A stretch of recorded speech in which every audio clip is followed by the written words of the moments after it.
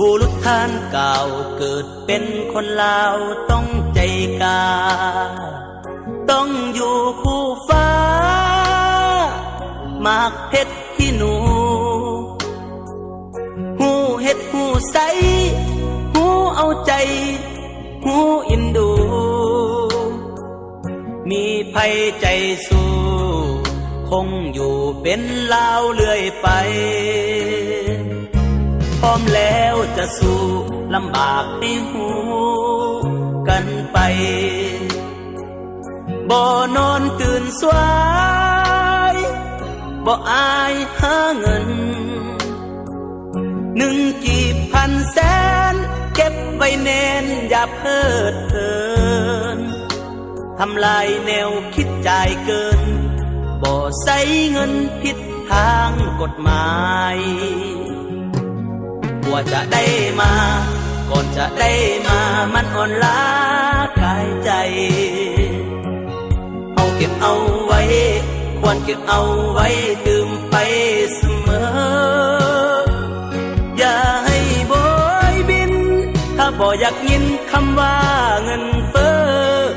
ปราบปรามพวกที่ละเมอ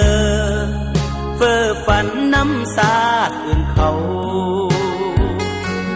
บุรุษท่านเก่าเกิดเป็นคนลาวต้องใจสู้บอกเขาให้หูหากใครสนใจ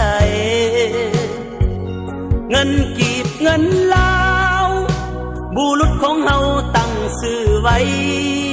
ที่โหมห่วมจิตห่วมใจเก็บเอาไว้เพื่อวันข้างหน้า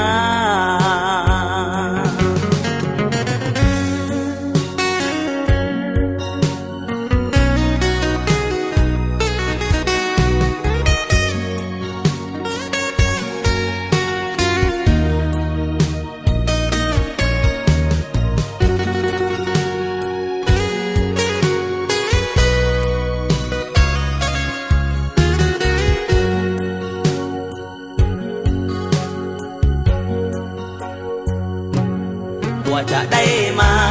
ก่อนจะได้มามันอ่อนล้ากายใจ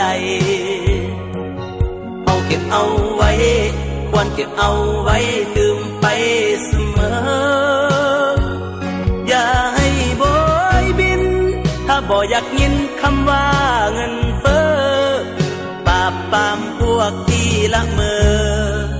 เฟ้อฝันน้ำสาดอื่นเขา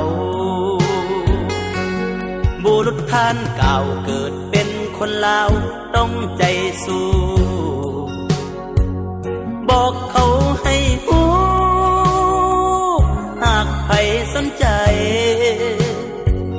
เงินกีบเงินลาวบุรุษของเฮาตั้งชื่อไว้ที่โหมห่วมจิตห่วมใจเก็บเอาไว้เพื่อวันข้างหน้าอย่าได้ลังเลหัวใจ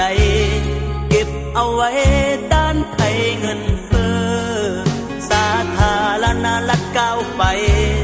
จดจำไว้ประชาชนลาว